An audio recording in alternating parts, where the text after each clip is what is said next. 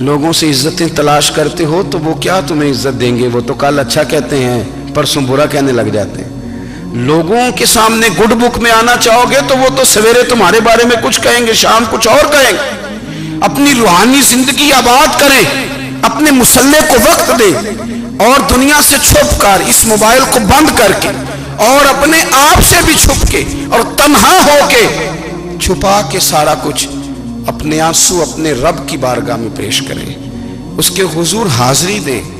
سنو نا ترمذی کی حدیث، اور اسے یاد رکھنا، نبی پاک علیہ السلام نے فرمایا اپنے دکھ لوگوں کے سامنے نہ بیان کرنا، سیٹھوں نوابوں کو نہ بتاتے پھرنا، دنیا داروں کے سامنے جا کے نہ رونا کہ میں تکلیف میں ہوں۔ فرمایا اگر دنیا داروں کو دکھ بتاؤ گے رب تمہیں کبھی غنی نہیں کرے گا، اور لوگ ہیں کہ الٹا مذاق اڑائیں گے۔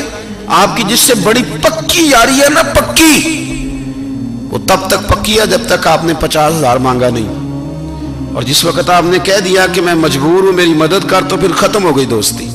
لوگوں کی تعلقات آپ کے ساتھ تب تک ہیں جب تک آپ ان سے کوئی ضرورت وابستہ نہیں کرتے۔ کریم محبوب فرمانے لگے بندوں کے سامنے دکھ نہ بیان کرنا، اللہ تجھے کبھی غنی نہیں کرے گا۔ تو اپنے دکھ اپنے رب کو بتا، تو دعائیں مانگ، تو اس کی بارگاہ میں حاضر ہو، تو اس کے حضور عرض کر۔ فرمایا اپنے دکھ اپنے رب کو بتا، وہ جلدی کرے یا دیر سے کرے تجھے ساری دنیا سے بے نیاز کر دے گا، تجھے کسی کا محتاج نہیں رہنے دے گا۔ اپنے مسلح کو، اپنی دعاؤں، ایک بزرگ فرماتے ہیں میں نے دعا مانگنے کا طریقہ اپنی بیوی سے سیکھا، دعا مانگنے کا طریقہ اپنی، سیکھنے والے تو اپنے بچوں سے بھی سیکھ لیتے ہیں، سیکھنے والے تو ہر ایک سے سیکھتے ہیں۔ وہ کہتے ہیں میں نے دعا مانگنے کا سلیقہ اپنی بیوی سے سیکھا ہے۔ حضرت وہ کس طرح؟ فرمانے لگے میری بیوی نے نا مجھے کوئی کام بتایا، کچھ پیسوں کی ضرورت کے لیے کہا، تو میں نے اسے کہا کہ بھئی ابھی میرے پاس نہیں ہے، کچھ دنوں میں آتے ہیں تو میں دے دوں گا۔ عورتوں کی عادت ہوتی ہے وہ بار بار یاد کراتی ہیں، 2-4 دنوں کے بعد پھر اس نے کہا حضرت وہ میں نے کہا تھا کچھ پیسے، میں نے اسے کہا کہ ابھی میرے پاس نہیں ہے، کچھ دنوں میں ملتے ہیں تو میں تمہیں دے دوں گا۔ اس نے کچھ دنوں کے بعد پھر کہا حضور وہ میں نے کچھ پیسے کہے تھے۔ فرماتے میں نے ڈانٹ دیا، میں نے کہا کہ کیا تو روز مجھے شرمندہ کرتی ہے، کہا نا میرے پاس نہیں ہے، ہوں گے تو دے دوں گا، تو روز یاد کراتی ہے۔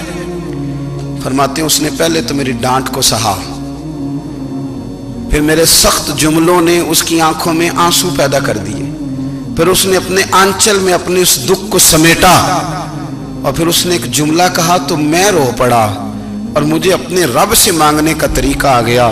مجھے کہنے لگی حضرت جی آپ نے ڈانٹ دیا میں نے سہ لیا، پر آپ ہی میرے شوہر ہیں، بتائیں نا آپ سے نہ کہوں تو میں کس سے جا کے کہوں۔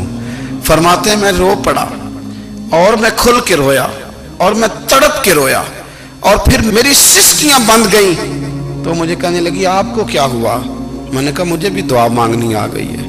جب میں اسے کہوں گا نا اللہ تو ہی میرا رب ہے، میں تجھ سے نہ کہوں تو میں کس سے جا کے کہوں؟ میں کیوں کسی بندے سے سوال کروں؟ میں کیوں کسی دنیا دار سے کہوں؟ میں تیرے بندوں کا، نیک بندوں کا وسیلہ لے کے، تیرے محبوب کی غلامی لے کے تیری بارگاہ میں آیا، تجھ سے نہ مانگوں تو کس سے مانگوں؟ سمجھ آ گئی ہے جب میں اس رنگ میں مانگوں گا تو پھر رب میرے اوپر بڑا ہی فضل فرمائے گا، وہ میرے اوپر بڑی رحمت کرے گا، وہ میرے لیے آسانیاں کرے گا۔ عزیز دوستو ہم اس طرح کرنے لگ گئے ہیں کہ ہم نے نا اپنے تعلقات پر اعتماد کرنا شروع کر دیا ہے۔ میرے تعلقات بہت ہیں، ہم نے اپنی دولت پر اعتماد کرنا شروع کر دیا ہے، میرے پاس دولت بہت ہے۔ ہم نے اپنے علم پر، اپنی شہرت پر اعتماد کرنا شروع کر دیا ہے کہ میرے پاس فلاں چیز بہت ہے۔ یاد رکھنا جب بے نیاز اپنی صفت بے نیازی دکھاتا ہے تو بڑی بڑی دولتوں والے مجبور نظر آتے ہیں۔ بھائیو جب انسان کا رشتہ اپنے مالک کے ساتھ ہوتا ہے پھر تو غم بھی کچھ نہیں کہتے، پریشانیاں بھی کچھ نہیں کہتی، پھر تو زندگی صبر والی، پھر تو زندگی توکل والی، پھر تو زندگی بھروسے والی، پھر انسان اپنے آپ کو رسوا نہیں کرتا، دنیا داروں سے امیدیں اس کی ختم ہو جاتی، امیدیں اللہ رسول سے لگا لیتا ہے، مضبوط ہو جاتا ہے، مضبوط، طاقتور ہو جاتا ہے، خوددار ہو جاتا ہے، باوقار باعزت ہو جاتا ہے۔ حضرت بہلول دانا رحمت اللہ علیہ بیٹھے تھے تو ہارون رشید حج کر کے آ رہا تھا، تو رستے میں حضرت شیخ سے ملاقات ہو گئی تو السلام علیکم کے بعد کہنے لگا حضور کوئی حکم ہو تو بتائیے گا. تو حضرت بہلول دنا فرمانے لگے تیرا رب کون ہے؟ اس نے کہا اللہ. تو فرمایا میرا کون ہے؟ کہا اللہ. فرمانے لگے تو بڑا ہی بیوقوف ہے, کیا تو یہ سمجھتا ہے کہ رب ہارون رشید کو تو دے گا اور بہلول دانا کو بھول جائے گا؟ تیرا بھی وہی رب ہے, میرا بھی وہی رب ہے. اس نے اگر تجھے دے کے آزمایا ہے تو ہو سکتا ہے مجھے نہ دے کے آزما رہا ہو. جب اس کی حکمت کے تقاضے ہوں گے تو عطا کرے گا اور دے گا. تو جا اپنا کام کر. بھائی اپنی روحانی زندگی, اپنی عبادات, اپنے وظائف, اپنے روزمرہ کے معاملات, اپنی دعائیں, اپنا استغفار. دیکھو کوئی مشکل کام تو نہیں, 2 رکوع ہیں سورہ واقعہ کہ اگر رات کو پڑھ لی جائے تو. میں کس طرح یہ بات بیان کروں کہ تعویذ بانٹنا آسان ہے اور وظیفہ بتانا مشکل ہے. سارا دن تعویذ بانٹیں تو لوگ لینے کو تیار ہیں, اور اگر آپ وظیفہ بتائیں تو کہتے ہیں تو مشکل کام ہے. او خدا کے بندے, اگر آپ کا تعلق قرآن پاک کے ساتھ مضبوط ہو, قرآن پاک کے ساتھ اگر آپ کا رشتہ ہو, لوگ سفارشیں ڈھونڈتے ہیں نا دنیا میں, کوئی تعلق مل جائے تو میرا کام ہو جائے. دنیا میں اتنا مشکل معاملہ ہے, آخرت میں مجھے بتائیے گا کتنا مشکل معاملہ ہوگا. میرے نبی پاک صلی اللہ تعالی علیہ وسلم نے فرمایا جو لوگ سورہ ملک پڑھا کرتے تھے نا, سورہ ملک, یہ سورت ملک قیامت میں ان کی سفارش کرے گی, اور اس طرح کرے گی کہ کہے گی اے اللہ یا اس بندے کو جنت میں داخل کر دے یا مجھے قرآن پاک سے علیحدہ کر دے. تو رب فرمائے گا جا اس کا دامن تھام کے اسے جنت تک پہنچایا. آپ بات کو سمجھیں, جب آپ کے تعلقات اپنے معاملات کے ساتھ مضبوط ہوں گے, یہ نبی کریم نے وعدہ کیا ہے کہ تو سورت واقعہ پڑھ تیرے گھر میں فاقہ نہیں آئے گا. حضرت عبداللہ ابن مسعود رضی اللہ تعالیٰ عنہ بیمار تھے تو حضرت عثمان غنی رضی اللہ تعالیٰ عنہ تیمارداری کے لیے تشریف لے گئے اور جا کر کے کہا کہ آپ بڑے بیمار ہیں, آپ کی بیٹیاں زیادہ ہیں, میں چاہتا ہوں کہ خزانے میں سے کچھ مدد کروں. تو سیدنا عبداللہ ابن مسعود رضی اللہ تعالیٰ عنہ اٹھ کے بیٹھ گئے اور کہنے لگے امیر المومنین, اللہ آپ کو میری طرف سے, میری بیٹیوں کی طرف سے بہتر صلہ دے. میری بیٹیوں کو کسی خزانے کی ضرورت نہیں, میں نے انہیں خزانہ دے دیا ہے. کہا جناب آپ نے کون سا خزانہ دیا ہے, میں آپ کے مالی معاملات کو جانتا ہوں. تو فرمانے لگے امیر المومنین, میرے نبی کریم نے فرمایا ہے جو سورت واقعہ پڑھے اسے کبھی فاقہ نہیں آتا. میں نے بیٹیوں کو یاد کرا دی ہے, یہ خزانہ میں نے انہیں دے دیا ہے. وہ سارے والدین سنیں جو بیٹیوں کے لیے پریشان رہتے. حضرت عبداللہ ابن مسعود نصیحت کر رہے ہیں, فرمانے لگے میں نے سورت واقعہ یاد بھی کرا دی ہے, پڑھنے کی عادت بھی ڈال دی ہے. حضور نے فرمایا ہے جو سورت واقعہ پڑھے اسے فاقہ نہیں آتا. کہنے لگے چاند تو اپنی جگہ چھوڑ سکتا ہے, سورج گر سکتا ہے, تارے ٹوٹ سکتے ہیں, پر مدینے والے رسول کی بات غلط نہیں ہو سکتی. حضور نے فرمایا فاقہ نہیں آئے گا تو انشاءاللہ کبھی بھی نہیں آئے گا. کرنے کا کام یہ ہے کہ ہم اپنے معاملات, اپنی عبادات, اپنی دعائیں کبھی 10 منٹ عادت ہو جائے نا دعا مانگنے کی علیحدہ سے رات کو. حضور نے فرمایا جو فرض نماز کے بعد دعا مانگے اللہ اس کی قبول کر لیتا ہے. نبی پاک صلی اللہ تعالی علیہ وسلم نے فرمایا اللہ مسافر کی دعا قبول فرماتا ہے. حضور نے فرمایا اللہ مظلوم کی دعا قبول فرماتا ہے. حضور نے فرمایا بیمار سے دعا کراؤ اللہ اس کی دعا قبول فرماتا ہے. میرے نبی پاک نے فرمایا ماں باپ جب بھی اولاد کے لیے ہاتھ اٹھائیں, ویسے تے بلے شاہ تو آسمانی اڑ دیا ہی پھڑ دیں, جڑا گھر بیٹھا انہوں بڑھیا ہی نہیں. حضور فرمانے لگے ماں باپ جب بھی اولاد کے لیے دعا فرمائیں اللہ ان کی دعا کو قبول کرتا ہے. آپ اپنا تعلق بنائیں, دعا کے ساتھ, عبادت کے ساتھ, مصلی کے ساتھ رشتہ بنائیں, استغفار پڑھیں. صلاح الدین ایوبی صلیبی جنگوں میں تھے, رات کو مسجد اقصی میں نماز پڑھی تو پریشان تھے. ایک بزرگ سے ملاقات ہوئی تو وہ کہنے لگے کہ آپ بڑے پریشان ہیں. کہنے لگے حضور پریشان اس لیے ہوں کہ پہلے ہی مسلمان کمزور ہے, اب میں نے سنا ہے دشمن کا ایک بحری بیڑا وہ جنگی سامان سے بھرا ہوا آ رہا ہے, تو اب ان کے پاس اور تلواریں اور نیزے آ جائیں گے, مسلمانوں کے پاس پہلے ہی وسائل کی کمی ہے, پریشان ہو کس طرح کر کے مقابلہ کریں گے. یہ بات کہتے ہی صلاح الدین ایوبی نے بزرگوں سے کہا حضور آپ بھی دعا کرنا, دعا کی بڑی طاقت ہے. میرے نبی پاک نے فرمایا دعا مومن کا ہتھیار ہے. دعا مومن کا حضور نے فرمایا تقدیر کو سوائے دعا کے کوئی چیز نہیں بدل سکتی. دعا مومن کا ہتھیار ہے. یہ کافر کے پاس کوئی نہیں، یہ ہتھیار ہے مومن کا. اللہ کرے آپ کو سمجھ آئے. پھر سنیں، کئی بار کہہ چکا ہوں یہ ہتھیار ہے. کافر کے مقابلے میں جو تیرے پاس سب سے بڑا ہتھیار ہے وہ دعا ہے. دعائیں کرانی چھوڑ دی، کرنی چھوڑ دی، لینی چھوڑ دی. حضرت سیدنا انس بن مالک رضی اللہ تعالیٰ عنہ فرمایا کرتے تھے میں نے وہ رنگ دیکھا ہے جب حضور دعا مانگتے تھے اور حضور کی مقدس آنکھوں میں آنسو بھی ساتھ ہی بہا کرتے تھے. میں نے وہ انداز دیکھا. تو صلاح الدین ایوبی بزرگ سے کہنے لگے آپ بھی دعا کیجیے، اور خود رونے لگے اور سر سجدے میں رکھ کے رونے لگے اور عشاء سے لے کر فجر تک روئے، خوب روئے. صبح وہ بزرگ آئے تو صلاح الدین ایوبی کا خوبصورت اور ہنستا ہوا چہرہ دیکھا. کہنے لگے آپ بڑے خوش ہیں، رات تو میں نے بڑے روتے ہوئے دیکھا تھا. تو کہنے لگے حضور وہ جو بحری بیڑا آ رہا تھا نا وہ پانی میں ڈوب گیا ہے، اب وہ نہیں آ رہا. ابھی خبر آئی ہے تو میں بڑا خوش ہوں. بزرگ کہنے لگے اٹھ سینے سے لگ اور سن ایک بات، وہ بحری بیڑا پانی میں نہیں ڈوبا، وہ تیرے آنسوؤں میں ڈوب گیا ہے. وہ جو تو رات رویا ہے نا رب کریم کی بارگاہ میں تو وہ ڈوب گیا ہے. حضرت عائشہ صدیقہ رضی اللہ تعالیٰ عنہ فرماتی ہیں ایک عورت تھی اور اسے نبی پاک صلی اللہ تعالیٰ علیہ وسلم نے نا وہ کلمہ پڑھ کے مسلمان ہوئی، مدینہ طیبہ آ گئی تو حضور نے مسجد نبوی شریف میں اس کے لیے مکان، ایک سادہ سا کمرہ ساتھ مسجد کے بنوا دیا، وہیں رہنے لگی. اکثر وہ سیدہ طیبہ کے پاس آتی تو حضرت عائشہ صدیقہ رضی اللہ تعالیٰ عنہ فرماتی ہیں وہ بڑی باتیں سناتی اور آخر میں کہتی وہ ہار والا دن بھی بڑا عجیب دن تھا اور میرے رب کی قدرتوں کا دن تھا، وہ بھی بڑا عجیب دن تھا. سیدہ عائشہ صدیقہ رضی اللہ تعالیٰ عنہ ایک دن فرمانے لگی کہ تو ہار والے دن کا بڑا ذکر کرتی ہے، وہ کیا دن تھا؟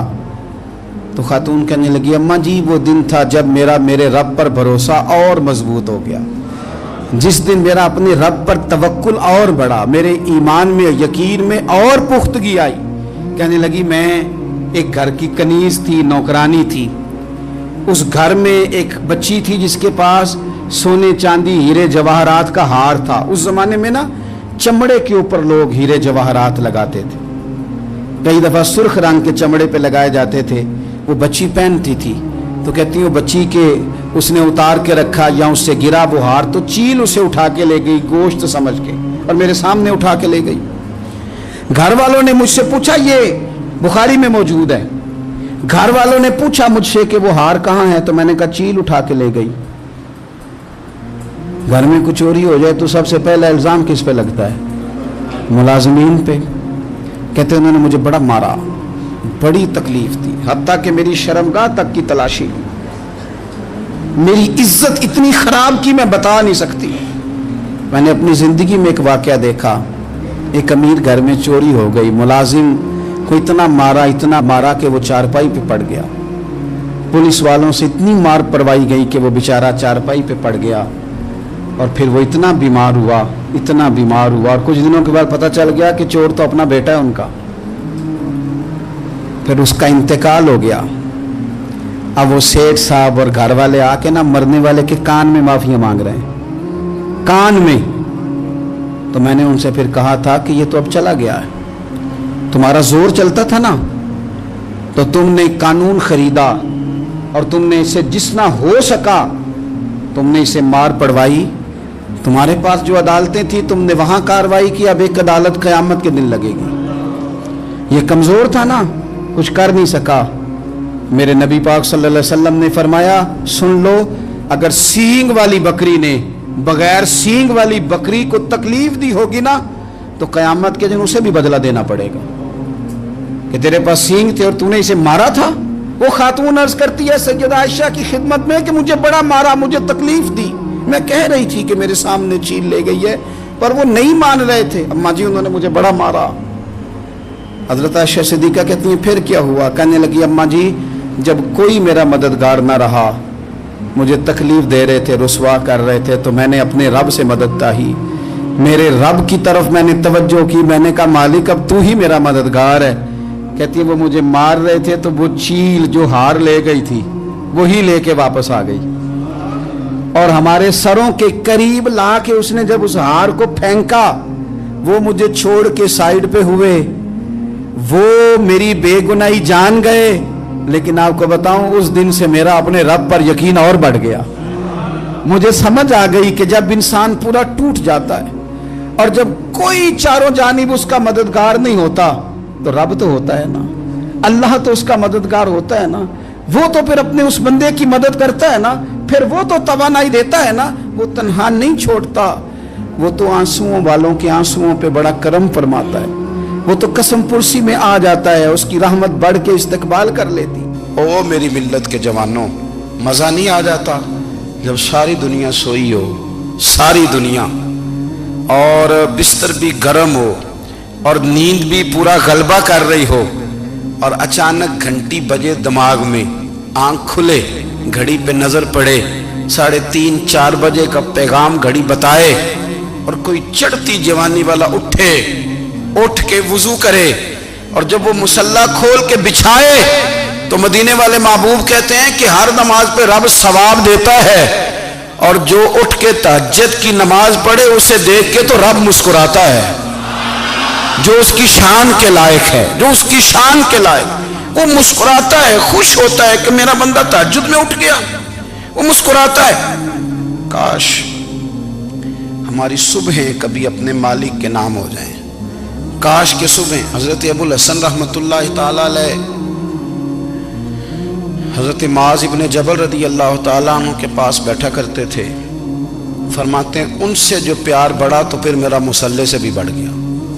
ताबीए फरमाते हैं सहाबी रसूल से मोहब्बत हुई तो जिक्र से भी हो गई, फिर दुरूद शरीफ से भी हो गई, मोहब्बत उनसे बढ़ी तो फिर अल्लाह ने मस्जिद का प्यार भी बढ़ा दिया। आप फरमाते हैं कि मेरी हर वक्त तबीयत चाहती थी कि बस अल्लाह अल्लाह करूं, बस अल्लाह अल्लाह करूं, बस ना मैं जरा थोड़ी जान छुड़ाऊं लोगों से, कुछ 10 मिनट मिले तो मैं कुछ 4 नफल पढ़ लूं, मैं थोड़ा सा ना बचूं लोगों से, और मुझे तस्बीह मिले तो मैं ना कुछ 400-500 दफा इस्तिगफार पढ़ूं, सुभान अल्लाह, अल्हम्दुलिल्लाह, अल्लाहु अकबर, ला हौला वला कुव्वता इल्ला बिल्लाह, मैं ना तस्बीहात पढ़ूं। फरमाते हैं कि बच्चे थे घर में 6-7, गुर्बत थी, काम मिलता कोई नहीं था, और मैं काम चोर नहीं था, काम ढूंढता था, पर अल्लाह की कुदरत के काम नहीं मिलता था। फरमाते हैं कि मैंने एक दिन अपनी अहलिया से कहा कि आज मैं फिर जाता हूँ काम ढूंढने, तो मेरी बीवी बड़ी फर्मा बरदार थी, पर उस दिन ना गुर्बत के हाथों तंग आके कहने लगी, आज नाना कोई तू चीज़ लेके आया, तो मुझसे बच्चों की भूख नहीं देखी जाती है, सब रोगां दा रोग मुहम्मद जिसदा नाम गरीबी, कंड बुला के लंघ जाते नहीं दोस्त यार करीबी, आज ना कुछ लेके आया तो मैं बच्चे लेके चली जाऊंगी। शेख फरमाते हैं कि मैं बड़ा परेशान घर से निकला, पर मैंने सुबह से लेके जोर तक काम ढूंढा, काम मिला कोई नहीं, तो मेरे दिल में ख्याल आया चलो काम नहीं मिलता तो अल्लाह अल्लाह तो करे ना, चलो बंदों की मजदूरी नहीं मिलती तो रब करीम की इबादत ही करते हैं। फरमाते हैं कि मैंने ना फुरात के पानी से वुजू किया, नहर के, शदीद धूप थी, साथ रेत थी और रेत तप रही थी, मैंने अपना रुमाल वहीं मुसल्ला के तौर पर बिछा लिया, और फरमाते हैं कि जोर से लेकर असर तक नमाज पढ़ी, धूप भी पूरे जोर पे, पर मेरे सजदे का ज़ौक़ भी पूरे जोर पे। फरमाते हैं सूरज भी चमक रहा है और रब की इबादत का ज़ौक़ भी पूरे जोर पे, मैं सजदा करूं तो फिर मेरा उठाने को जी ना चाहे। मेरे उस्ताद लिखा करते थे, ये उनका शेर है, वो कहा करते थे, मुझे सोज दे, मुझे साज दे, और मुझे नीम शब का न्याज दे, दम सजदा खुद को मैं तोड़ दूं, मुझे ऐसा ज़ौक़ नमाज दे, और मैं तेरी बहार का फूल हूं, मैं खिला भी हूं तो तेरे लिए, मुझे मेरी शाख से तोड़ ले, मुझे अपनी जुल्फ का नाज दे। भाई फरमाते हैं कि असर तक मैंने नफल पढ़े, दिल ढलने लगा, असर की नमाज पढ़ी और मैं वहां से चला। अब मैं जब निकलने लगा तो दिल में ख्याल आया कि छोटी छोटी दीवारें हैं घर की, बगैर कुछ लिए जाऊंगा तो बीवी दूर से देखेगी तो शोर करेगी कि फिर खाली हाथ आ गया है। कहते मैंने अपने उसी रुमाल में जिस पे मैंने नमाज पढ़ी थी ना, रुमाल में की आखी दे पंजाबी च साफा, कहते हैं उसी में ना मैंने कुछ रेत भर ली कि वो दूर से देखेगी तो समझेगी कुछ लेके आया है, चलो जाके उसे बता दूंगा कि आज फिर मजदूरी नहीं मिली।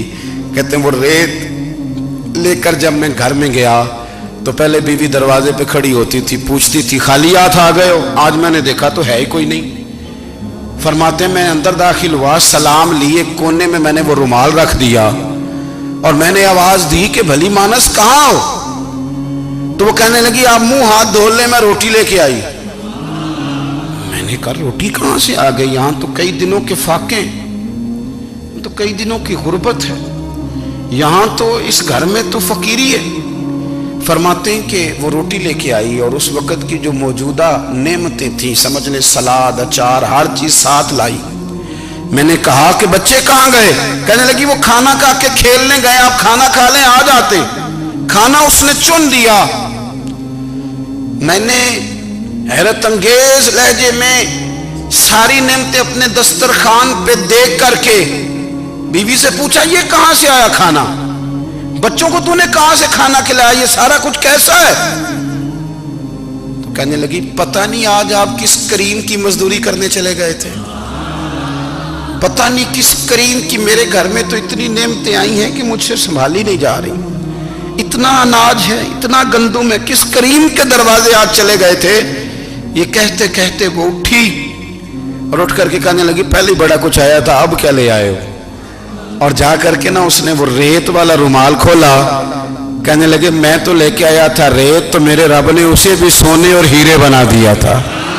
जब आपकी तवज्जो अल्लाह की जानी, मेरे नबी पाक सल्लल्लाहु ताला अलैहि वसल्लम ने फरमाया हर चीज अपने रब से मांग, हर चीज मांग, हर चीज मांग। या रसूलल्लाह क्या कुछ? मेरे महबूब ने फरमाया तेरे घर में नमक भी खत्म हो जाए तो वो भी अपने रब से मांगा कर, तो मांगना वो तुझे देगा, तो उसकी बारगाह में कशकोले तलब दराज तो करना। और तिरमिजी शरीफ में अजीब लफ्ज है, रसूल कायनात ने फरमाया, रब करीम फरमाते हैं जब मेरा बंदा हाथ उठाता है ना तो मुझे हया आती है कि मैं खाली कैसे लौटा दूं इसके।